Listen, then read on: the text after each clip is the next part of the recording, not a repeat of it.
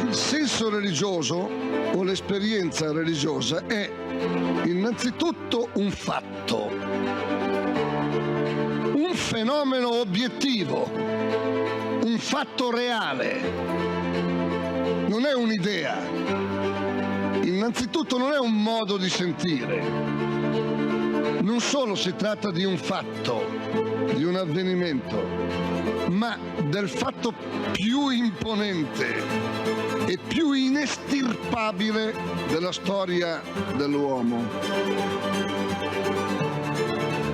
Più imponente, più vasto, che neanche il fenomeno dell'amore dell'uomo e della donna, che neanche il fenomeno del rapporto tra genitori e figli. Perché il senso religioso è un avvenimento che pone, che afferma o che ricerca l'orizzonte entro il quale acquisti senso anche il rapporto tra l'uomo e la donna, anche il rapporto tra genitori e figli. Perciò è più vasto, perfino di quelli.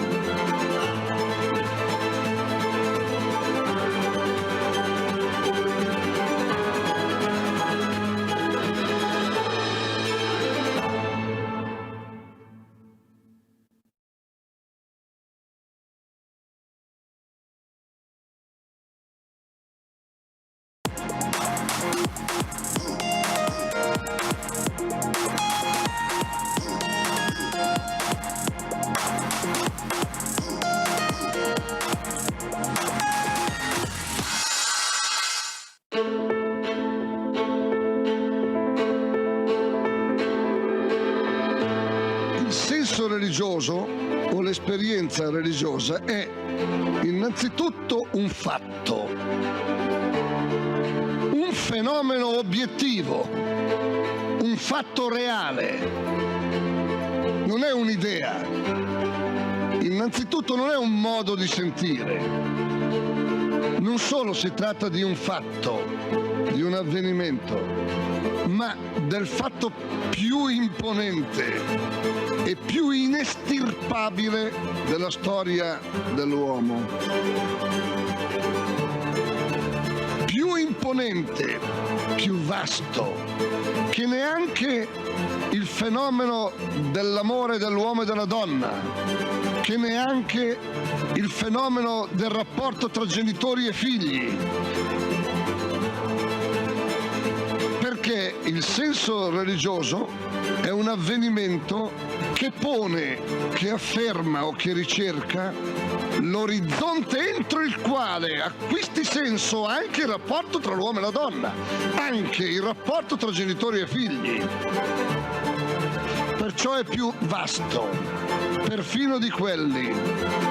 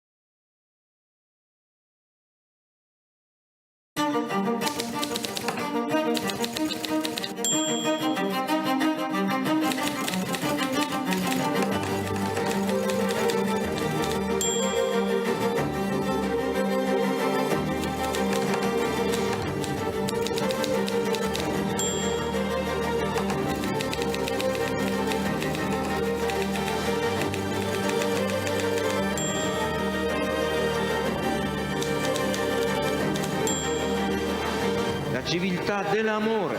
Fratelli e sorelle, costruite senza stancarvi mai questa civiltà. Lavorate per questo, pregate per questo, soffrite per questo.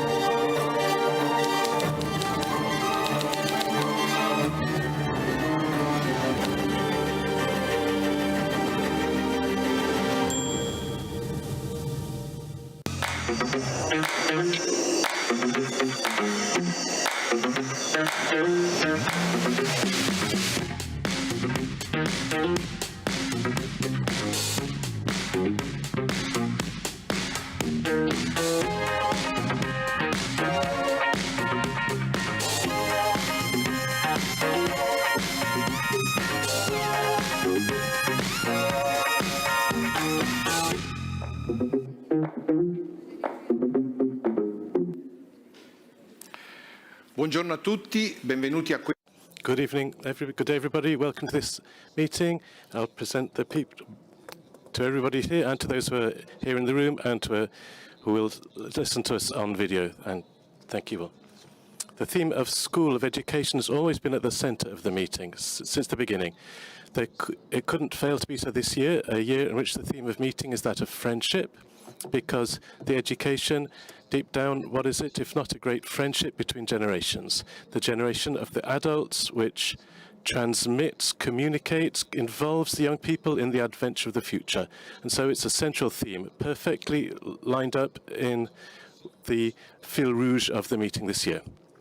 We've entitled this event New Languages, because it's not always simple to communicate between generations. We've seen this a couple of polemics in these few days, which sort of marked a difficulty, if not an impossibility, in this dialogue. We want to demonstrate instead through the testimonies of today of our guests that this dialogue is possible, that this friendship is possible within a school, within the current conditions that are given, without expecting changes from below. And so fundamentally, all this is born from people who put themselves in play because this dialogue is difficult. We need new languages, new forms, but through this new ways, they can reach the heart of the young people and putting them in motion, like we'll hear.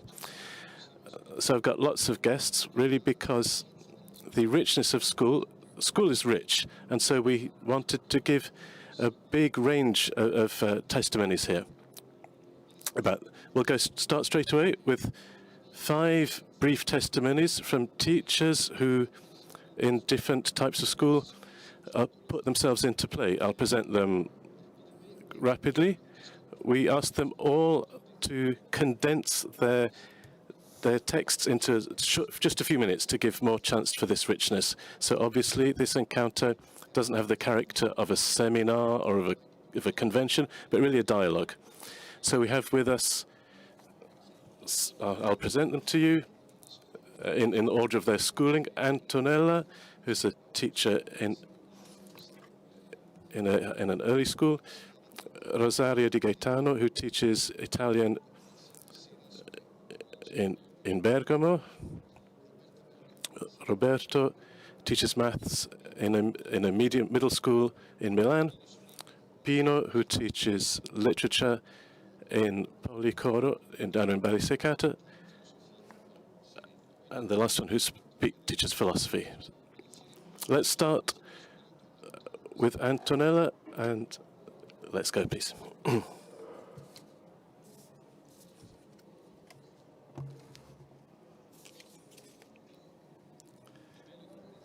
This is live, yep. Okay, great. I'll read to be brief. So I'll keep within my 5 minutes. When you talk of innovative approaches, we think immediately about new strategies, new technology, that are used by teachers to ease the learning of the others in an efficacious and efficient way. But there's an aspect which I think comes first, which precedes, which makes innovation systematic and continually in movement. I found myself teaching maths in primary school, having done studies in humanistic topics. So in front of this discipline, Maths always was always proposed to me like a set of rules which felt extraneous to me. They were rigid, already built, and without meaning or creative, concrete significance. So different from all that I was, distant from me. So I was constrained to look and change my ideas to seek a collaboration and not random with those who shared with me the school and that subject, in particular with the company of the colleagues of Diesse. I started to grow professionally to understand mathematics bit by bit as I faced it with the children. In the Italian school, when you close the door and the class, I do what I want. That's not a way of saying things, but it's also a way of doing things often. And sharing isn't to be taken for granted. You can change material, we work things out together, but you often find it's difficult to experiment or to share your own errors or your own discoveries, as an opportunity of growth for all of us. So there remains a kind of jealousy of your own work, of what you learnt year after year, and it's easily to build yourself up, to get stuck behind what you already know. So instead, this sharing, this collaboration have become for me a method of work. And so I started to esteem myself, what I intuited, what I experienced, what I interpreted, overcoming the prejudices of staticness and rigidness of the subject. Esteeming the attempts and the intuitions of my students, and that became a natural consequence of what I was doing. Following an originality of all the people facing reality that moved me, gave me wonder, always does, made me realize the unicity and unrepeatableness of each student.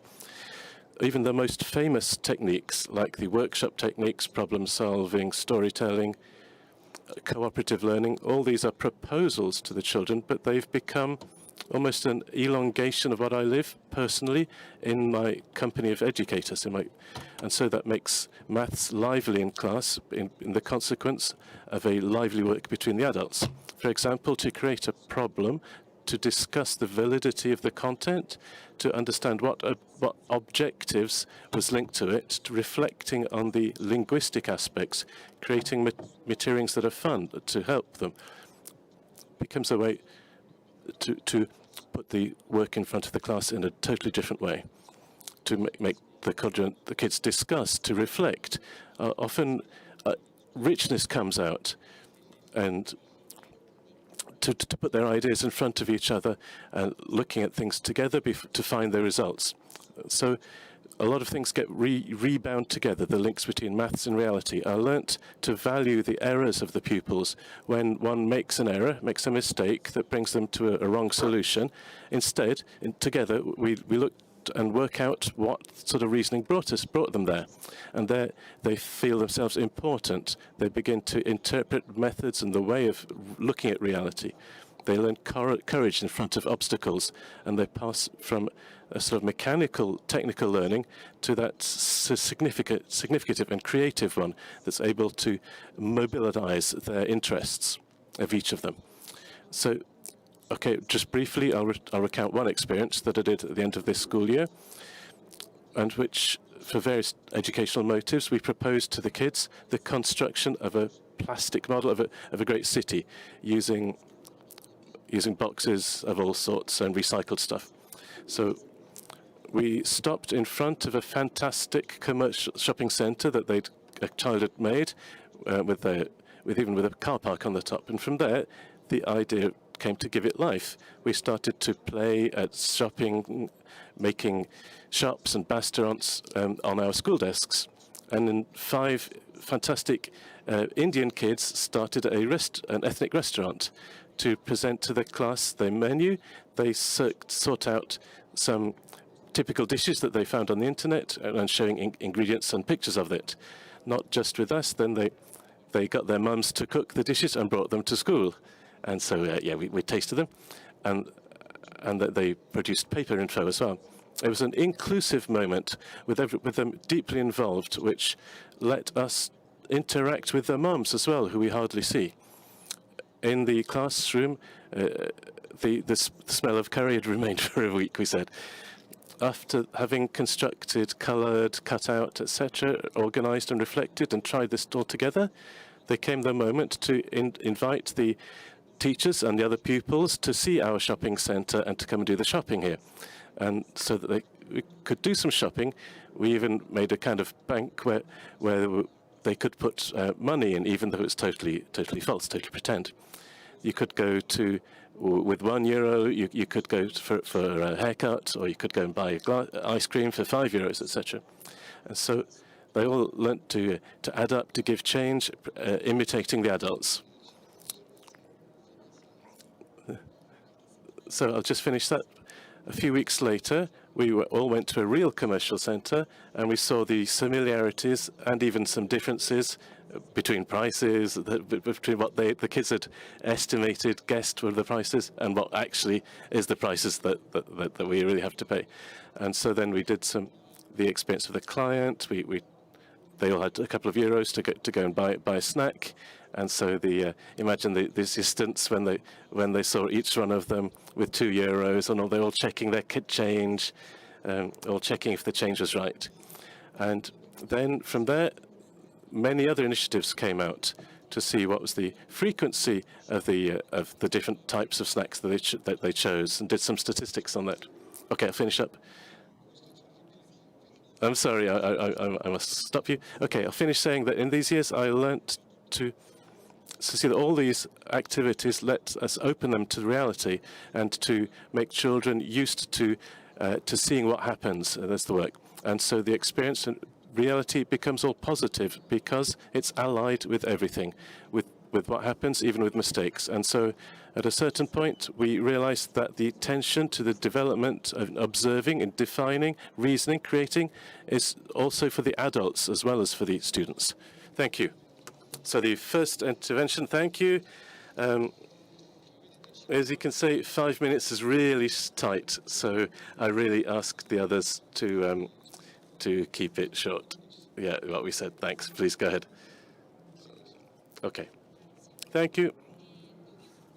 I'll recount briefly the circumstances, the providential circumstances which I bumped into in these years. It's a society that's complex. It's great difficulties of the children, vulnerabilities, being lost. In 2017, it happened to me to be invited by the headmaster for the 50 years since the death of Don Milani. I found myself unexpectedly to meet an ex-pupil of that same Don Milani, who had accepted to start off our workshop in the classroom. So he came to us and started this workshop in the classroom. What I want to share with you is that the total change of my way of entering in the classroom in the morning, of sort of living as a protagonist, how the students were protagonists, learning together with them. And it was been years, maybe more than 10 years, that I'd been asking myself, how could I be regenerated? How could I really be generated and regenerated in the class, in learning with them? And so I threw myself really into this to overcome the suspicion of being educated along with them. Don Milani spoke of the humble technique of collective writing. And this humility moves me, makes me tremble, because I realize this objective, I recognize in it the possibility to live and meet in a crossroads.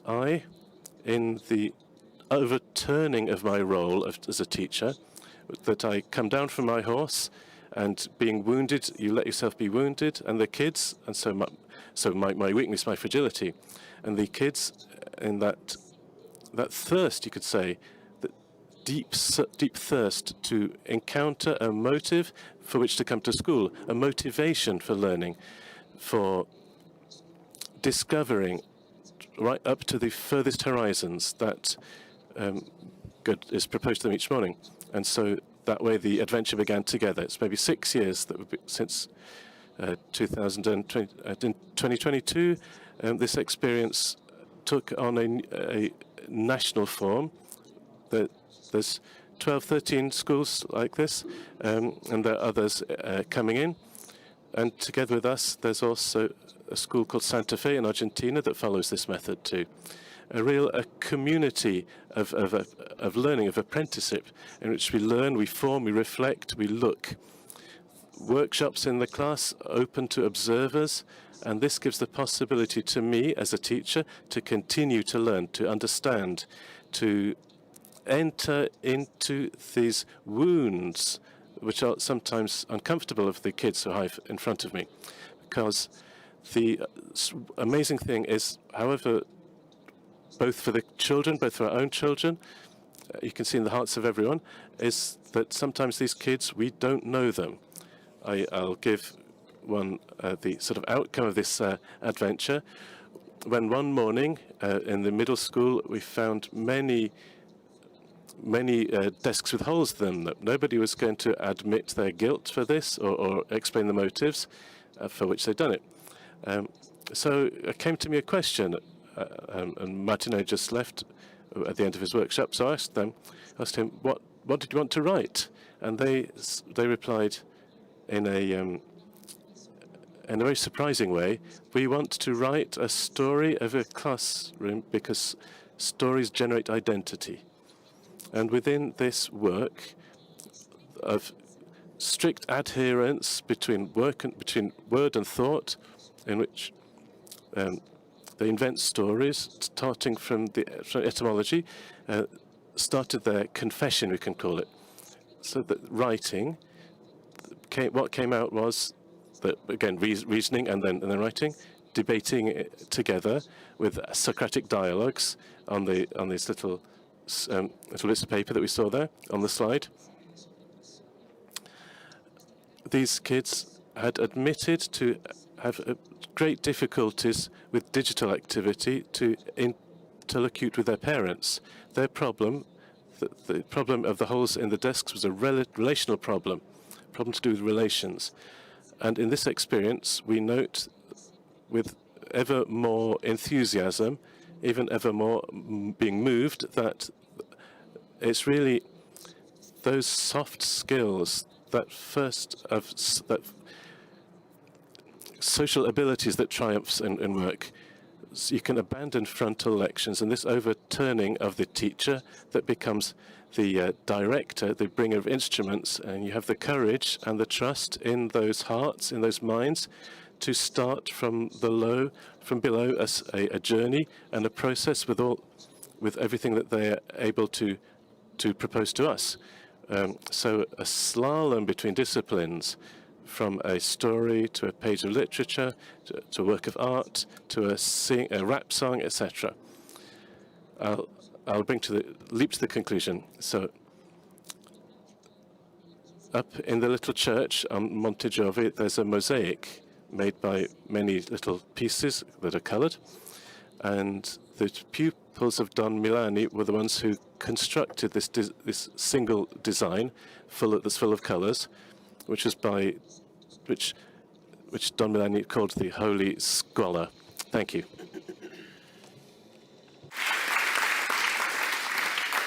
A Roberta Mercorio abbiamo chiesto. So we've asked Roberta to tell us about her experience in teaching maths in a difficult school in the outskirts of Milan. Let's see how she handled it. I'll be quick as we've not got much time. Two quick things before I start. The first is that I teach using digital tools, but not fully digital because it's not what I'm trained in. So why have I decided to teach with these kind of digital tools? Because, as the title suggests, it's a new language that's entered into our classrooms that we need to know, that we need to take into account. And as far as I'm concerned, we need to make the most of its value. So that's the first kind of important pretense. I teach using digital. And the second pretense is that when we teach using the digital, what I've seen these few years of experience I have teaching maths and science is that there's always a risk. And the risk is that of reducing the children's attention span. I'll give a kind of silly example. When we turn on a light switch, we wait for the light to turn on immediately, and if it doesn't immediately turn on, we wonder, oh wait, is something broken? Has the power gone out?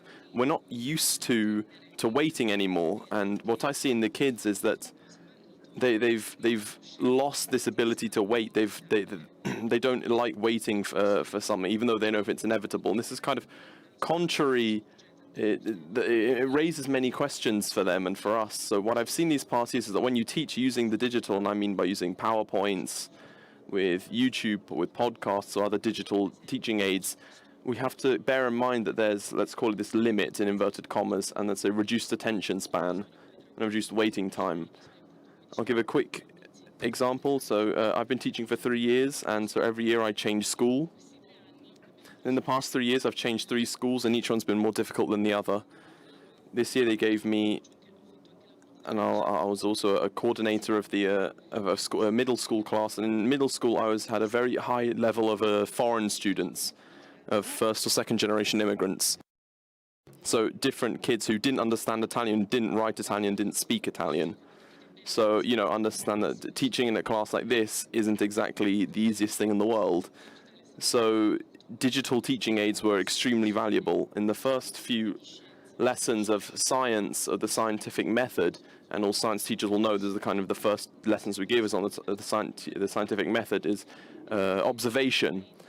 I put up a slide show that I'd made online, and on that slide there were 3 pictures: a picture of a child, of a mountain, and of a picture. They called it a painting. It was the Sistine Chapel. When things are good, they just called it a simple painting, but oh well. So I put these 3 images up on screen, and I told the kids to tell me about these pictures. So what does it mean to observe? Oh, easy. It's a kid, a mountain, and a painting. And I said, yeah, okay, that's not observing per se. Let's try and gather some details about what we're looking at. And there I realized, the first thing I realized is that they wanted to move on. They said, come on, teacher, let's move on. And I stayed the whole class on that lesson, the whole one. And initially they didn't understand why I was focusing so much on this one slide. So we started first they said, okay, well, the kid's got brown hair, the mountain's got snow on it, a whole list of small details. Maybe the painting isn't a painting because it's on a roof, so just small comments. And the thing that struck me is that eventually they, step by step, let themselves be guided, be dragged along by what I was asking them. Eventually we were all extremely happy to keep talking about those slides. So they commented more and more details on what we were seeing, and eventually they told me, okay, look, teacher, we've observed everything now. We've gathered so many details now. And I said, yeah, you've been good, but we still haven't observed. And I said, well, why do you think I proposed these 3 images? I could have chosen thousands and thousands. And an Egyptian girl who doesn't speak Italian very well told me, well, miss, these are the first few days of school. Maybe you're trying to let us know that you like these things. And I said, yeah, good. Do you at least manage to choose one of these, decide one of these things? Guess what one of these images are? And the kid said, yeah, is that kid your son? I said, yeah, very good. And eventually I revealed what the 3 images were. They're all things related to my life, a mountain near where I lived, and the Sistine Chapel, because I'd been there that summer. And so I raised that question to everyone. So what does it mean to observe? That means to find the connection between things. And magically, for those who teach in middle school, everyone for the first time wrote something in their books without me having to ask them to. So what I understood is that it's not trying to make a lesson more efficient as possible, but making it as useful as possible. So I've got some kids in front of me, and I need to enter into a relationship with them, and I need to try and speak their language. So I need to choose the most adequate tools for teaching in a class like this. Thank you very much.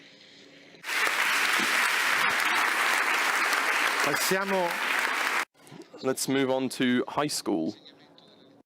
The teaching of literature. Bino, how have you faced this challenge this year? Thank you very much. Thank you, Carlo. So I've faced the challenge of teaching literature and the general attempt to innovate the school I was in. starting from a presupposition that you is evident in high schools, but I think it counts for everyone. And that's that the kid that you have in front of you has an increased ability to express himself, and from that point of view, I, and not only I, try and look at the kids from that perspective. It's a point of view that recognizes that the kid in front of you has has their opinion to say, something to give back, and from that starting point is the kind of the protagonism of the students. And it sounds like a slogan when you say it like that we hear talking about very often. So we tried to make it into something real, to try and implement that into our practical sessions. So I'll give two very brief examples: a micro conference and the podcast. A podcast in which the kids aren't only panelists, but also, as it's useful as you were talking earlier, Roberta, we ask them to be the producers, to be the script writers. It's an initiative made in collaboration with a colleague of mine, Andrea Borraccia, who's here with us, and then the micro conference. So what am I talking about? It's these two kind of products, final products that we try to create: the podcast and the micro conference. The micro conference is a speaking performance, similar to TED Talks, for those who know what they are, on about topics involved with education, with learning. So kids are called up to give this kind of brief conference that's very time limited on a topic that they've chosen, with the help of slides and of other multimedia support tools. So these two products, we structured them in such a way that with very precise phases that are very important. Number one, choosing the topic. The kids choose what they want to present their speech about or their podcast. Secondly, research on the topic. Thirdly, writing of what they need a slow writing time to analyze everything they've read. Fourth, creating the slides. 5, cooperative revision, which is the method you were talking about earlier. The kids between themselves helped their friend who was practicing and offered comments. Look, you could change this, you could move to the beginning. This was a very good topic. You know, they need the products they're creating, they need feedback on it. And obviously the objective was having efficient feedback. So it needs a writing style that's of a certain method that enables the ability to transmit information to the others well. These skills that activated were writing, of public speaking, if you'd like to say, but also of artistic connection. Think about with a podcast, you need music, so communicating between different educational languages, and also the element of research was very interesting, which isn't just research on content, but also it's formal research. You don't only occupy of what you need to say, but also of how you need to say it. And you do that via doing it slowly and by collaborating with your peers. At this level of innovation, in front of these practical sessions, I use a few more common ones with oral exams. There you respect the order of understandings that the book and your textbook and your teacher have given you. So I organize that. It's almost like theater. It's the same skills, the same soft skills get used of self-expression. But here you don't have something that someone else has written. It's the fruit of your creativity, the fruit of your own research.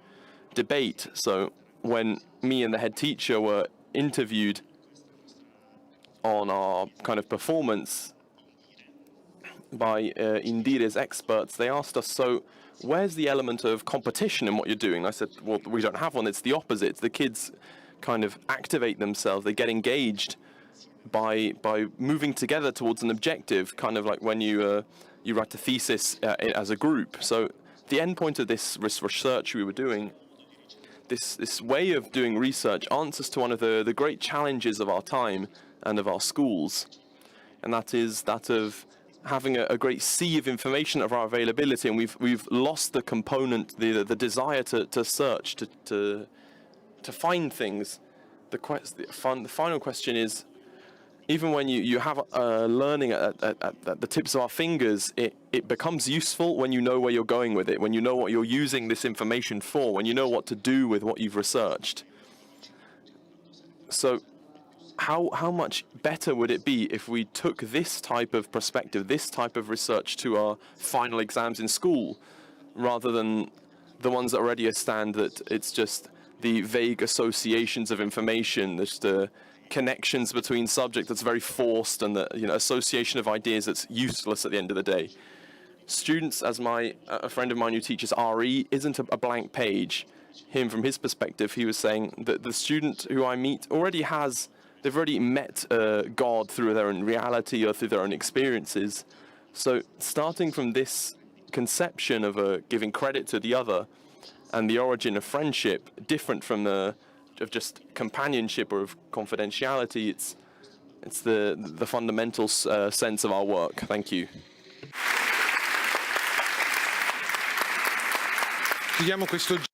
Okay, we'll close this turn with Frankie, who teaches philosophy.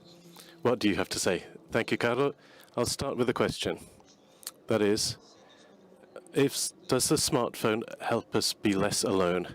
I know that among you there are people who in school that there's some who are more interested in this or not. You're coming from the beach umbrellas, this sort of summer tranquility that we've come to.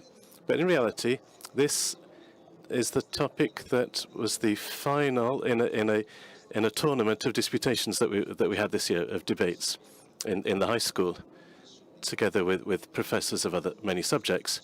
What is the disputation?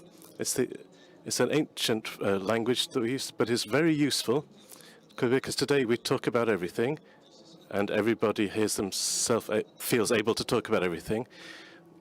But you need to teach a seriousness, a speaking with terms of cause, to have arguments, to have a style, like Pino said, a rhetorical style, to put yourself in front of the others in a welcoming way, not only reflexive.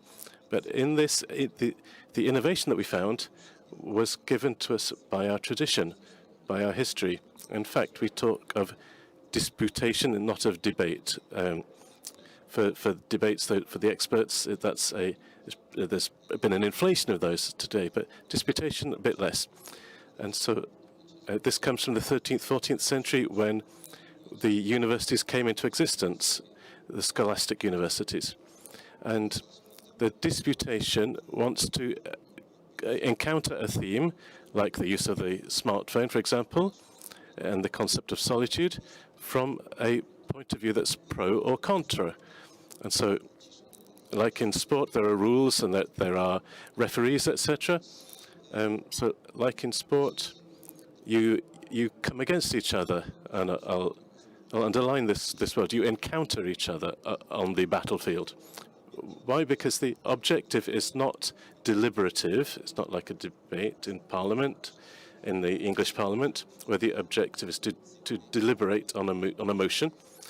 Rather, it's a work of research where clearly we have two positions that are different on a complex problem, but what's at play is the truth, because the other accusation that can be faced against the disputations in philosophy, when we met Daniela Catani in Padua, who's a prof of theory of argumentation, and we picked up some of the work that he'd done, and we adapted it and implemented it in our way. The accusation is always that, okay, then everything's okay. But the point is that truth is so complex that you can look at it from many different points of view. And your point of view interests me. And so the proposal that we always do to the teachers and to our colleagues when we are introducing this methodology, or to the kids when you're starting off this work together. For example, I don't have time to break it all down, but all the work of researching is structured in such a way that you, at the beginning, you don't know which position you need to defend. You analyze the problem, the topic, and you discover that maybe when I speak of smartphone, if it defeats solitude or not, then maybe you discover that Leopardi helps in this topic. So what's interesting is that the youths, young people, they go to seek information or even authoritative opinions on this, things that can help. Teachers, masters who can help. They amplify their concepts, even looking at the semantics of certain words, they deepen their awareness.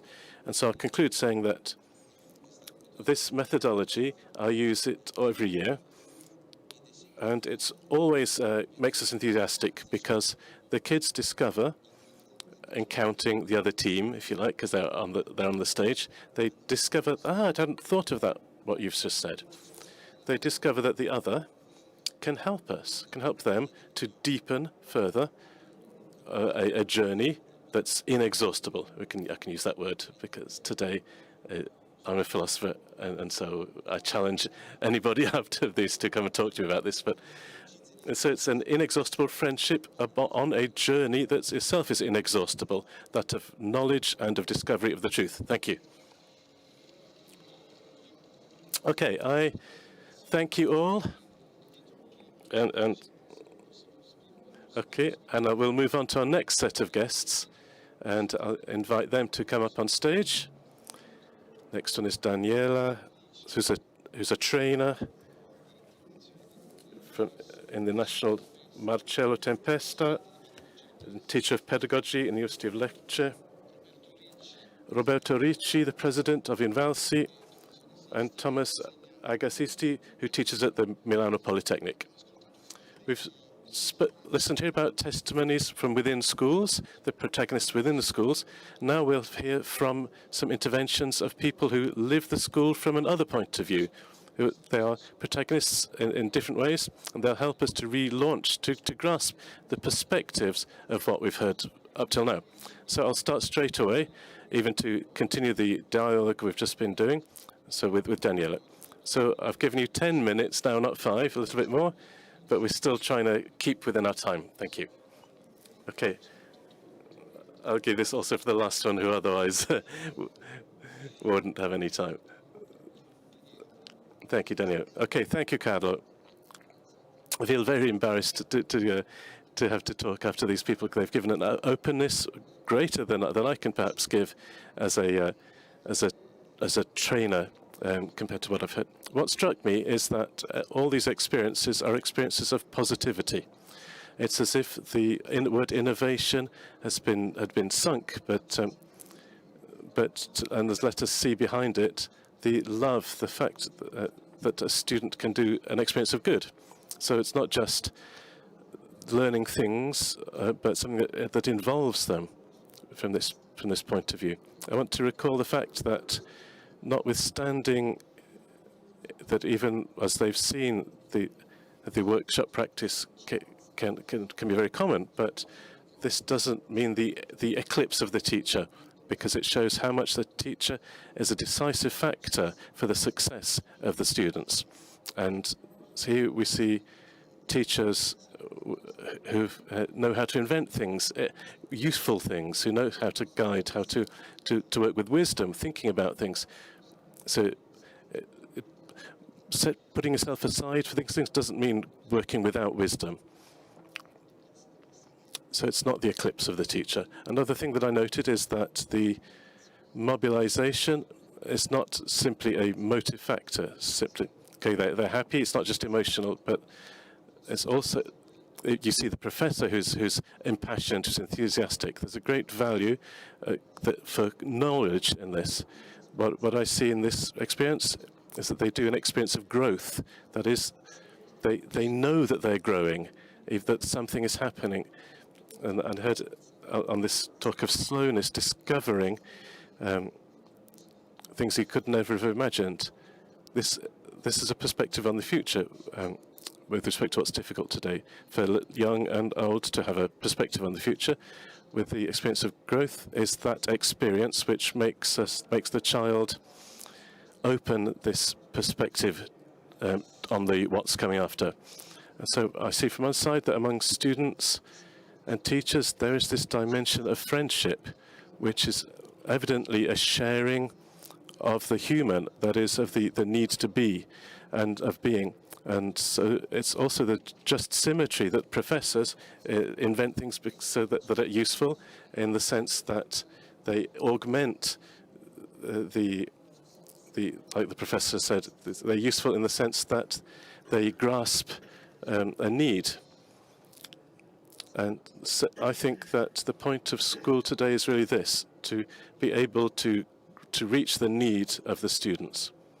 And moving myself with a brisk leap on things we've read in recent times of students in difficulty that we've seen in the newspapers, with their difficulties.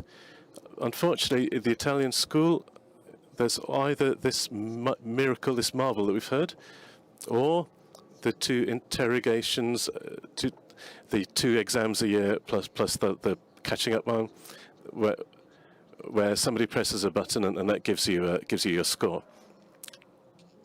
And evidently, these aren't practicable.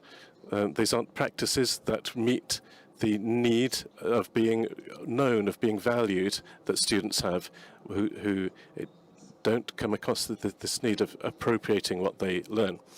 And this is very painful. I'll give a little proposal, if you like, that's followed me in all my career as a teacher.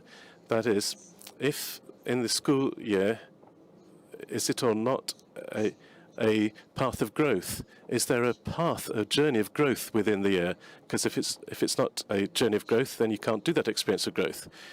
And the teachers of infant school and primary school, they already know this. There's no need to even explain it to them. And they also, maths teachers and language teachers know it, because in maths and in language, lucky them, if you don't know A, B, you can't move on to, if you don't A, you can't move on to B or on to C, etc. So it's made in this way, these subjects. So we often think of languages that work well. But in many other subjects, it's not like this. And so what does it mean, this journey in growth? I'll cite something about schools. What augmenting capacity of reasoning, like with a point of arrival, this capacity to reason must grow, like Pino said. Understanding more the method of the aim of your subject, a way of putting questions on reality, a way of staying in front of the data that you're given, looking at the data. Naturally, you learn to speak during your interviews, etc., or to write. But it seems like in the school we don't put this idea in front of them when we're doing our regular exams. I say the most banal aspect, but it's as if there are just these routines which nobody speaks of, nobody questions, which are instead maybe they even have things to do with our collective competencies and skills, which have been discussed in the recent law.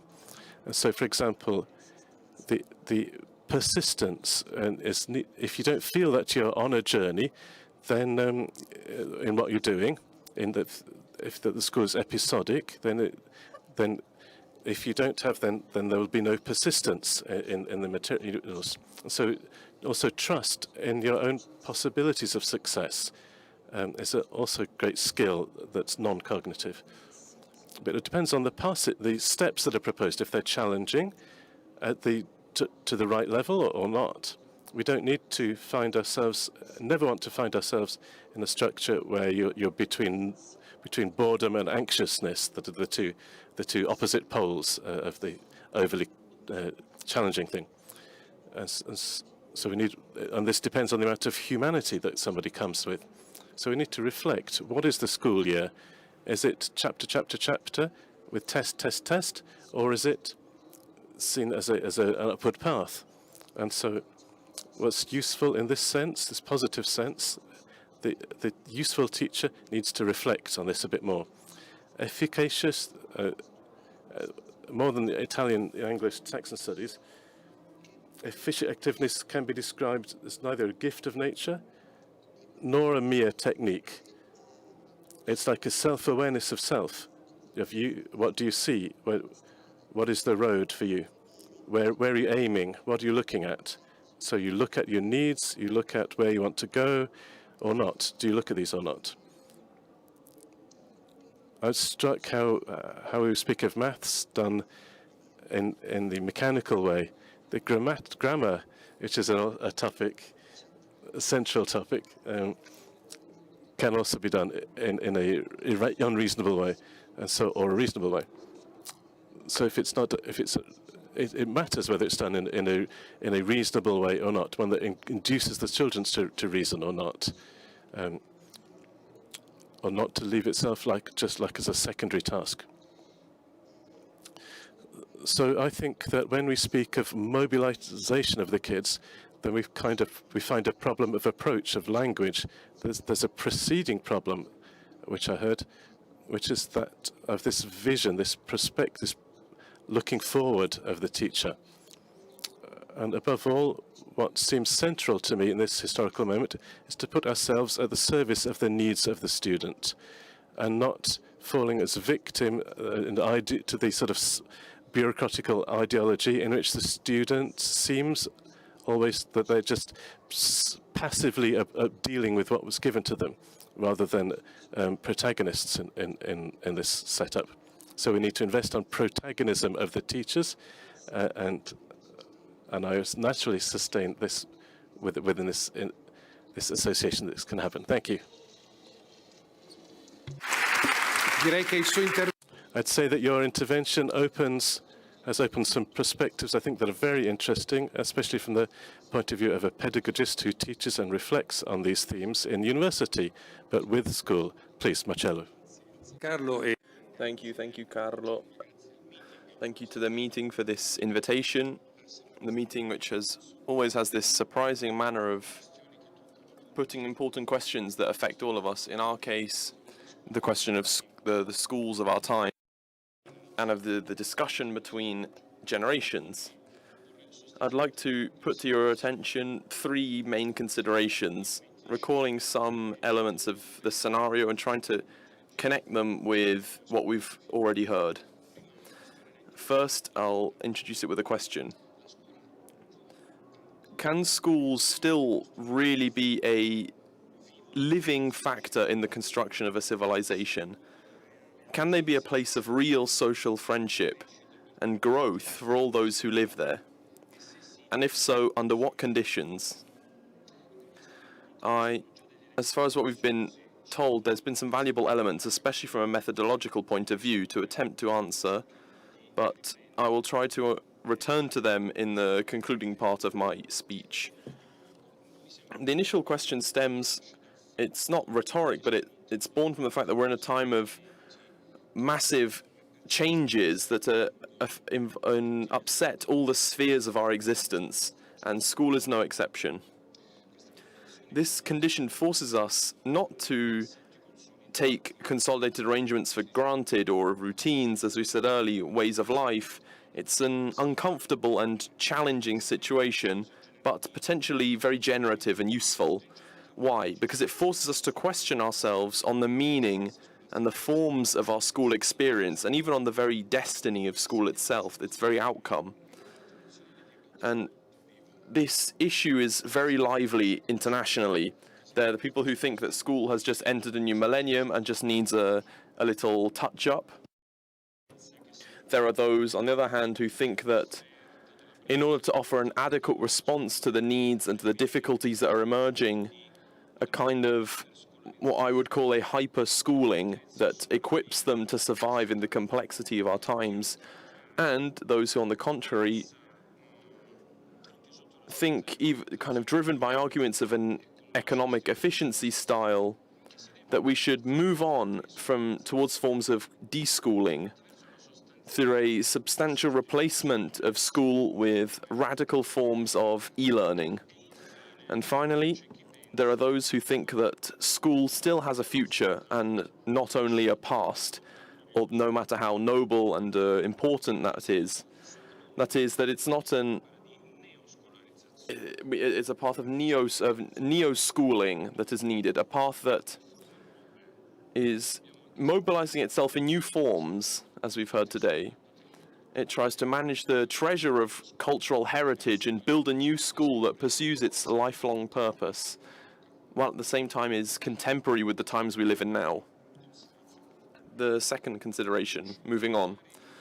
What seems to me as an irreversible crisis is the 20th century school system, which, to use a term by Michel Foucault, could end up as a school device of socio-cultural reproduction, based on schemes, vertical liturgies, on rigid architecture that were institutionalized even as early as the second half of the 19th century, and as far as Italy is concerned, in the context of post-unification, and still protrude, despite many transformations, into the 21st century.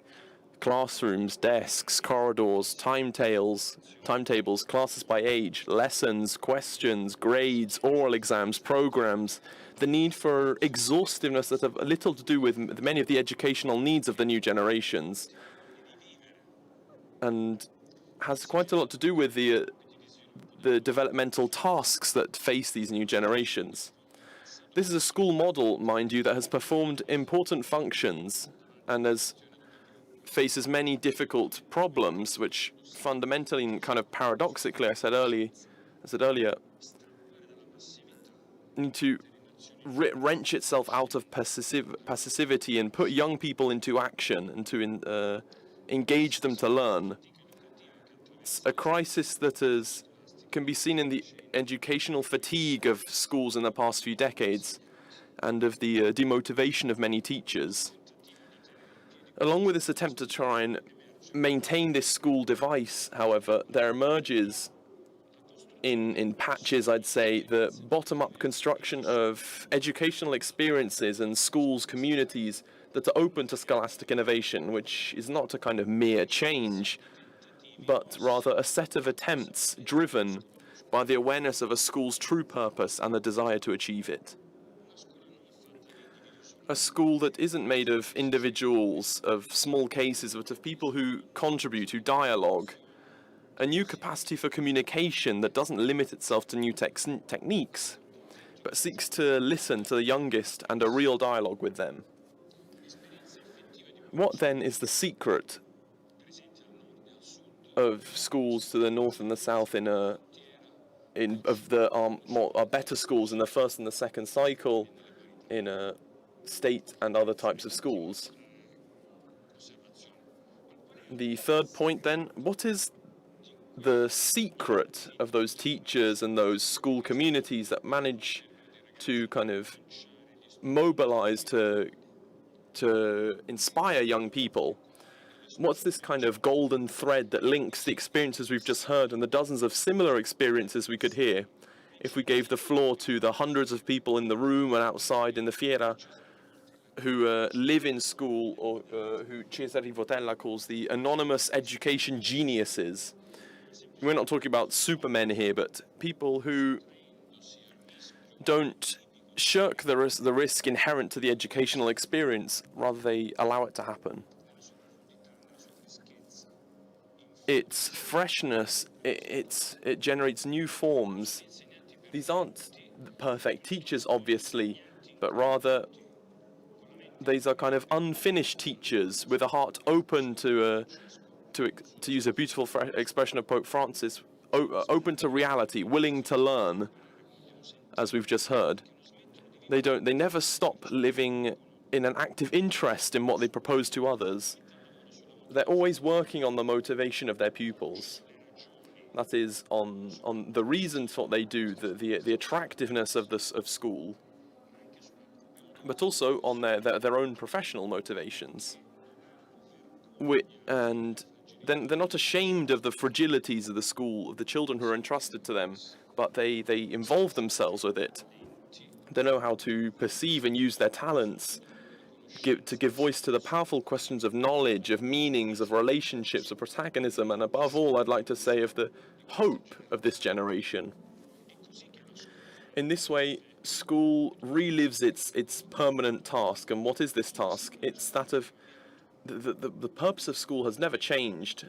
even in a world where everything's changing. It's that of building relationships to welcome the needs of growth for those who are coming into existence, to communicate in a lively manner our cultural heritage, to foster the process of self-discovery and of the discovery of our world, and to support the ability to inhabit reality and orient ourselves in it, to discover their own vocation.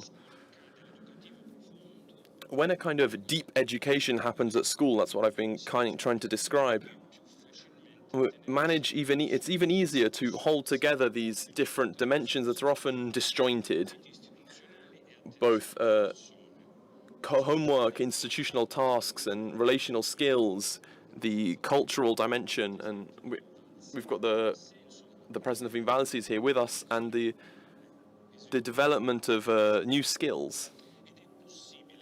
And it's possible, as the title of our encounter states, that school is able to tell a story. It can narrate itself. It can communicate something that's there, that's active, that's alive, that's present.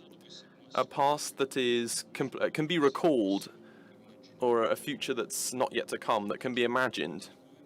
But those whose job it is to manage schools, if you allow me to make a quick reference to this dimension, would be better off, rather than lowering abstract programming, they should create a real favorable habitat for the forms of authentic education of the kind that we've been spoken about, that allows the emergence of experiences. And to kind of reconnect with the title of the meeting, this educational life restores to us the taste for the educational adventure as an experience of friendship between generations. To see school, not school as a necessary place, but somewhere where children and adults can talk to each other in a way that doesn't divide people, rather brings them together. School ultimately is involved with the tenacious proposition of something we've been talking about, of something inexhaustible, because it has to do with the unfathomable mystery of the person and the infinite task and fascinating task of their education.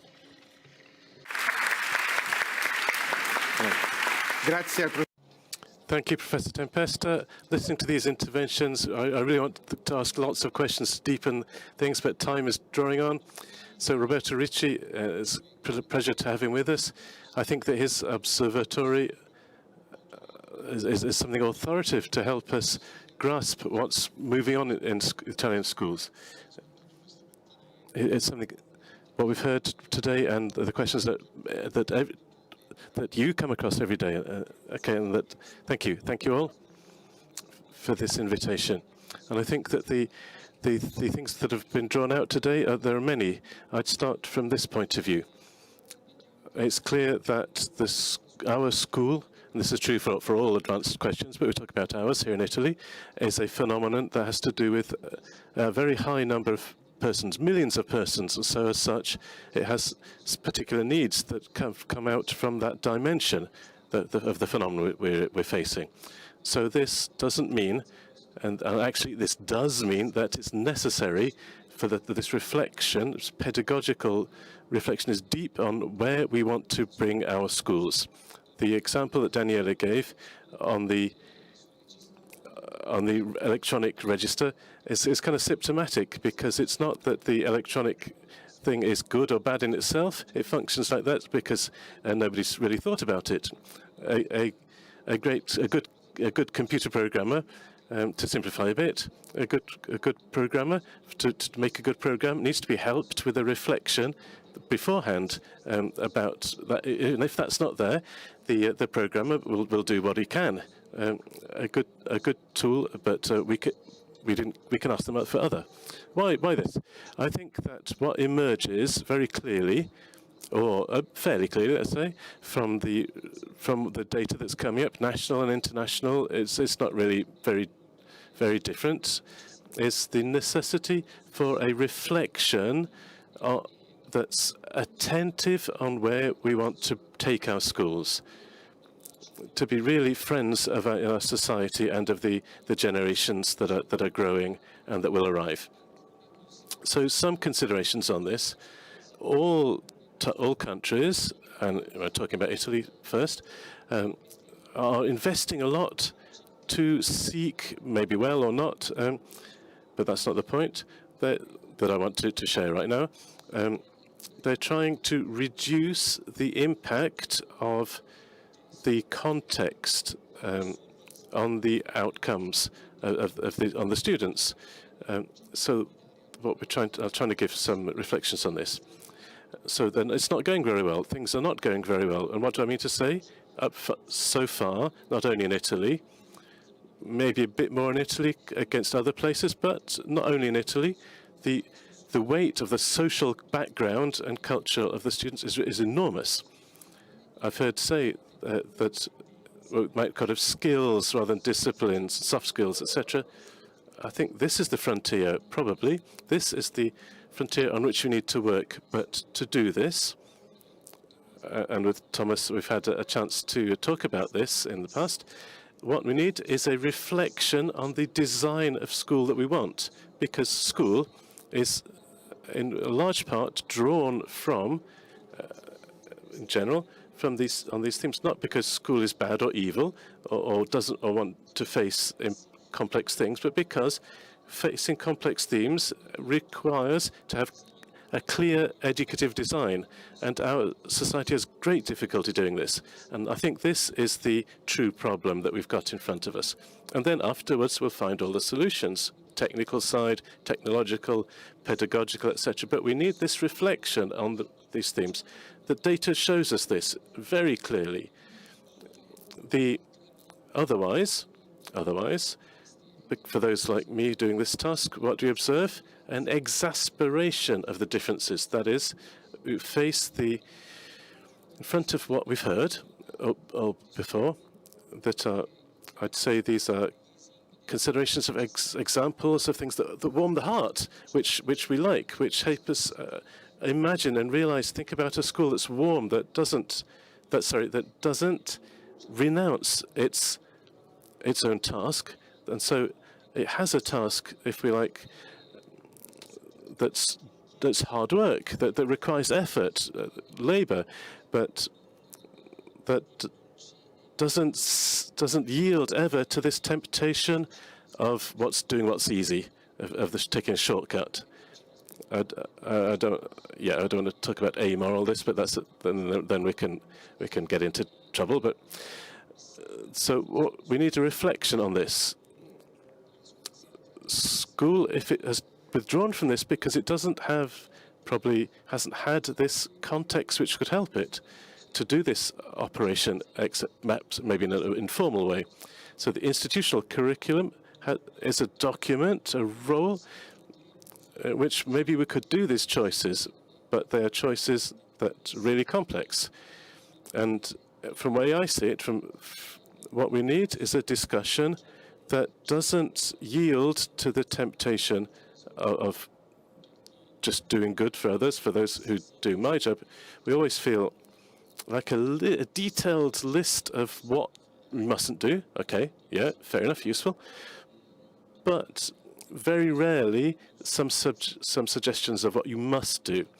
And that's how I was saying that I think that we've reached the moment to face the big subject that is perhaps a bit hard to say, isn't clearly faced, of what do we want from our schools in terms of basic learning, competencies, skills. We can discuss on the terms, but even in a lively way, but let's seek to clarify things once and for all, because otherwise, if we don't do this work, what the teacher says, the concept of educational poverty, which is a serious thing, it'll be hard to grasp it. It'll be hard to circumscribe it. So a modern society, like we hope to be today, must, I think, or ought to,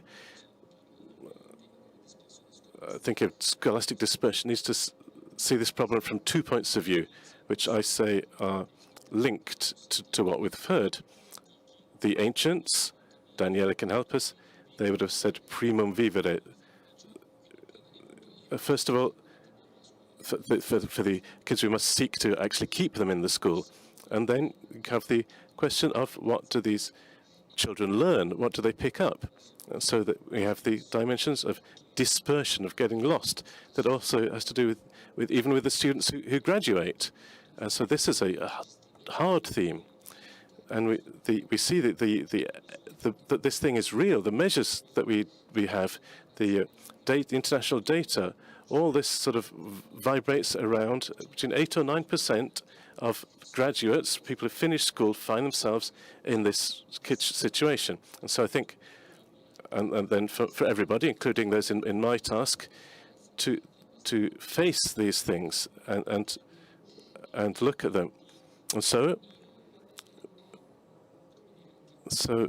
to grasping the potentiality, the enormous potential that are given to us by artificial intelligence for existence, by technology, by the use of these tools and maybe new ways to reflect on things that can help us, maybe even with the operationalness of the solutions. So like the examples that I've heard, they've also grasped what you might call the idea of what could I do tomorrow in the morning in the class. And I think this is it. And I'll close by saying one thing, that those who have our tasks among us must help the system and help themselves to understand that the dimension of time we're talking about is also something very important. And so we can't imagine solutions that are new, which all we need, without also saying that what shall we not do anymore? And I think we need to face it, even this big topic. For every new thing that we add, we need to also, I'd say, question ourselves on what is it time to stop doing anymore. Because I think we all think that after the 24th hour, there isn't a 25th one. There's the next day. Thank you.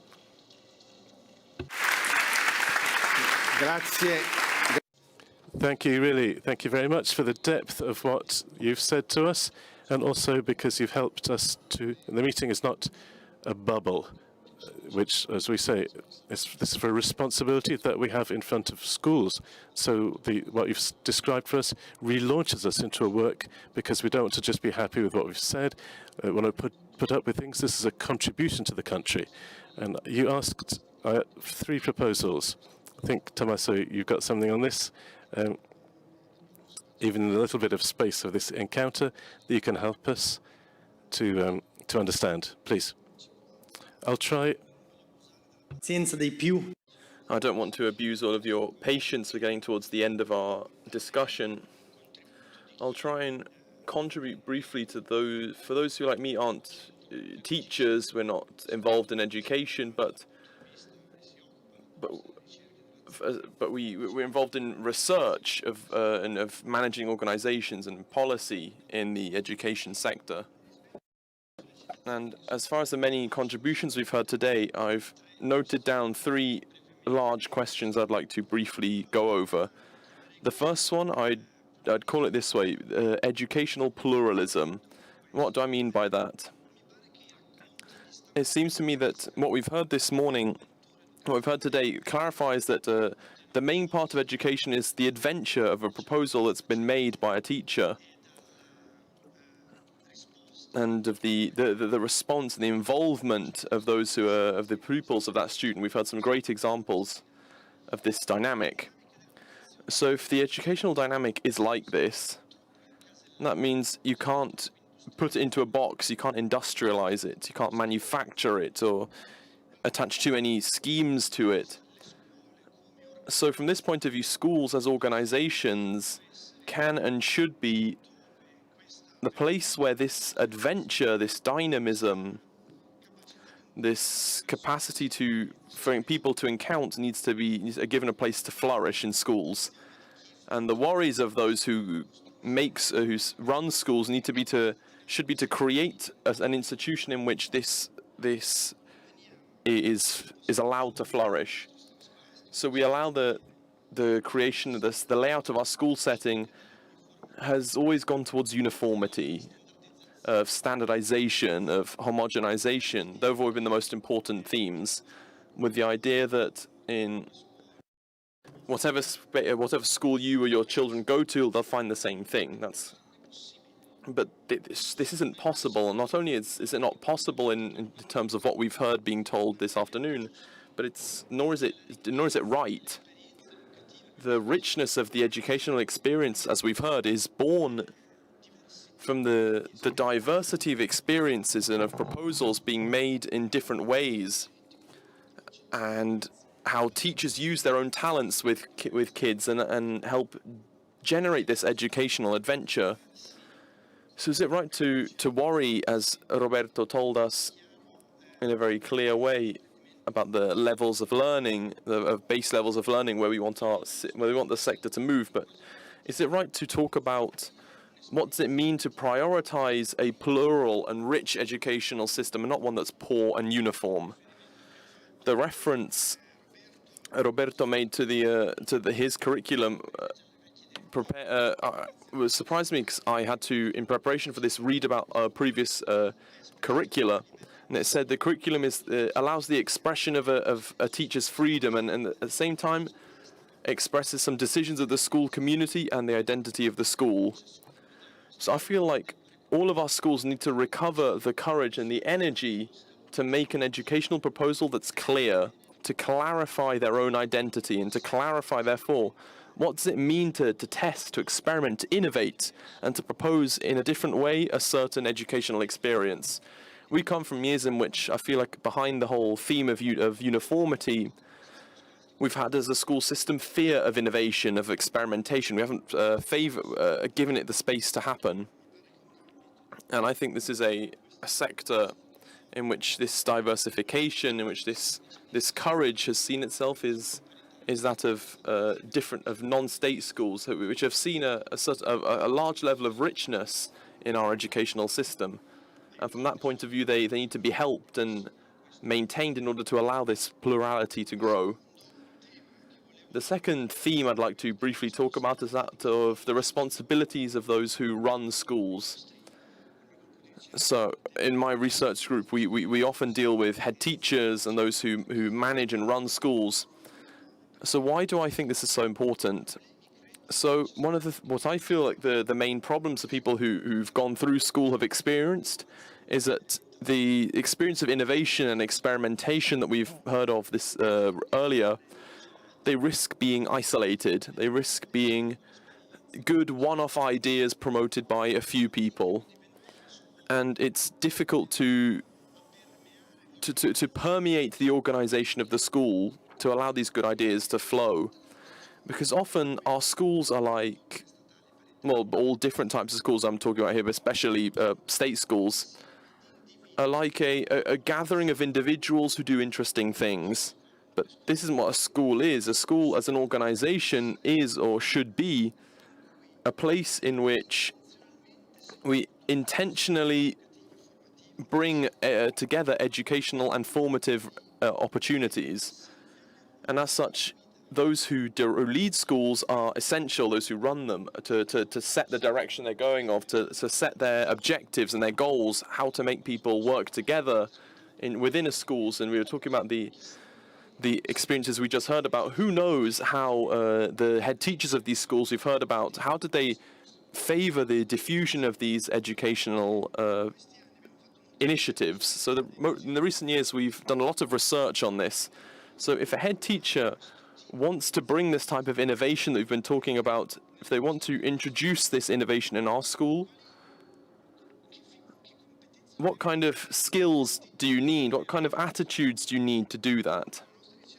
And so part of our research, I'll briefly quote here, we need courage in stating the educational objectives we're talking about, and in which the ability to listen, to understand where these innovations are coming from, companionship, to be side by side with the teachers in the work they do, and involvement, to favor the fact that schools should be a place where this responsibility is educational and is carried out together. So I feel like head teachers, and this is kind of the fruit of what our how our school system's been set up in the past few years, inevitably ends up, the head teachers end up being administrative directors, whereas rather this educational responsibility should be their primary function. So I'll close with a third point on this theme we've been talking about, and that's been brought up both in what we've heard earlier and by Roberto and Daniela, and it's what we talk about as non-disciplinary skills. So I feel like attention to this grouping of skills, we're not talking about, we won't start here describing what these skills are. We all know what they are. We all kind of know what we're talking about here. Motivation, honesty, the ability to have a positive relationship with adults, with your peers, critical thinking, trust, curiosity. I think this dimension of the student's life is thankfully coming back and has come to the attention not only of those who run the schools, it's always been the case, but to the attention of being able to ask ourselves, should schools intentionally occupy themselves with this side of life, of children's growing up? So thankfully nowadays, I think we're once again a desire to reply yes is coming back, that schools don't only have the responsibility to transfer the skills that are the most important, the disciplinary skills, but also to favor these kind of wider, truer, deeper set of skills referring to the life of students. We can do it in many different ways, and it's related to everything we've heard about earlier. They all had this intent to bring about these new skills, and I feel like that the fact that schools are starting to bring out in a more explicit and more clear way that their aim through their own intention to develop this dimension, I think this is a very positive thing that schools are moving in this direction. We briefly mentioned earlier the new law that's been created to make schools create specific projects on this topic. I feel like this should be something that should be taken up. And with an awareness that educational adventure that happens in our schools should be seen from this point of view. It should be helped and facilitated. Thank you.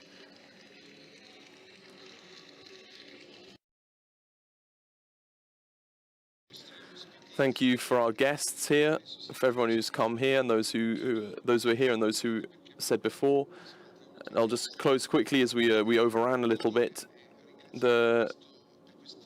We thank the meeting for the space that they've given us and the opportunity to talk, for this variety of voices that demonstrates the richness that is in all our schools, and the meeting has been capable of underlining and making us learn and launching about what we've been talking about. Inexhaustible friendship.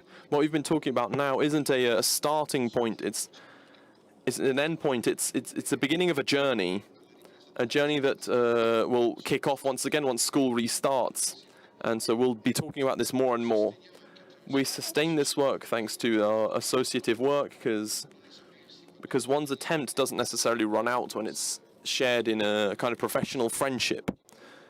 The final notice, the final communique, is I remind all of you of the opportunity in the various points around the meeting with a red heart, the opportunity to offer and donate a small contribution so that the meeting can carry on. The meeting depends on these small contributions, can't all of them be them small or big, that all of us can give. So I invite all of you to pay attention to this and donate so that the meeting may continue to do what it's doing, and to continue us to use these spaces that we've made the most of today. Thank you all very much.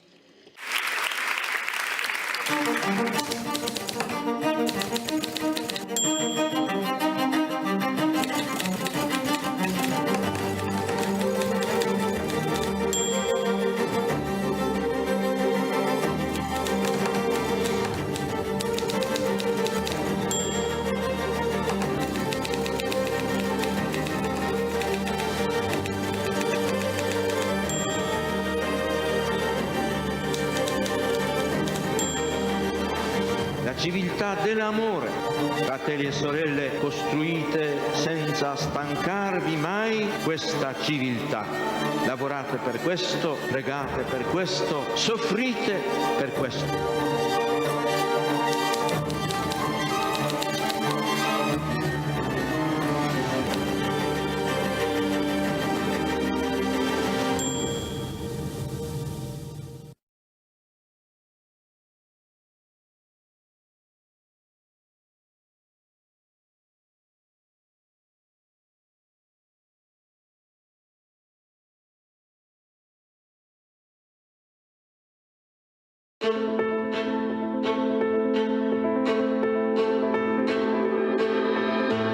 Il senso religioso o l'esperienza religiosa è innanzitutto un fatto, un fenomeno obiettivo, un fatto reale, non è un'idea, innanzitutto non è un modo di sentire, non solo si tratta di un fatto, di un avvenimento, ma del fatto più imponente e più inestirpabile della storia dell'uomo. Più imponente, più vasto, che neanche il fenomeno dell'amore dell'uomo e della donna, che neanche il fenomeno del rapporto tra genitori e figli. Perché il senso religioso è un avvenimento che pone, che afferma o che ricerca l'orizzonte entro il quale acquisti senso anche il rapporto tra l'uomo e la donna, anche il rapporto tra genitori e figli. Perciò è più vasto, perfino di quelli.